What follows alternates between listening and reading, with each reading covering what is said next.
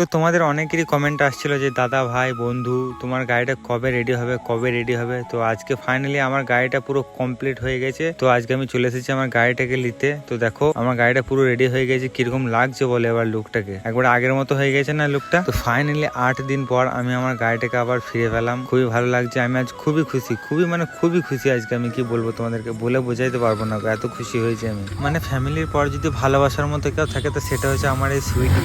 একে আমি অনেক ভালোবাসি, কি বলবো তোমাদেরকে। মানে কি জানো তো, যখন একটা মধ্যবিত্ত ঘরের ছেলের স্বপ্ন যখন পূরণ হয় না, তো তখন তার মনে হয় যে এই দুনিয়াতে আমার থেকে সুখী মানুষ আর কেউ নয় গো। তারপর যখন তার সেই শখের জিনিসটা দিয়ে একটু আঘাত লাগে না, তখন তার থেকে বেশি কষ্ট আর কেউ পায় না, যেরকম আমি কষ্ট পেয়েছিলাম। মানে আমার গাড়িটা যখন অ্যাক্সিডেন্ট হয়েছিল না, তখন আমার বুকের ভেতরটা এত কষ্ট লেগেছিল, মানে বলে বুঝাইতে পারবো না গো। মানে গাড়ি থেকে পড়ে যাওয়ার পর আমার চোখের কাছে এমন ভাবে লাগলো, আমি ভালোভাবে তাকিয়ে দেখতে পেয়েছিলাম না, কিন্তু তারপরে উঠি 1 সেকেন্ডের মধ্যে আমি আমার গাড়িটাকে দেখছিলাম যে আমার গাড়িটাকে কিছু হয়েছে কি না। তারপর আমি আমার গাড়িটাকে বন্ধুকে দিয়ে আমি হসপিটাল গেলাম। তো যাই হোক, কেমন লাগছে বলো এবার আমার গাড়িটা? রিং লাইট গুলো সব ভেঙে গিয়েছিল, নতুন করে চেঞ্জ করে আবার লাগানো হয়েছে। কেমন লাগছে বলো, কমেন্ট করে জানাও কেমন লাগছে।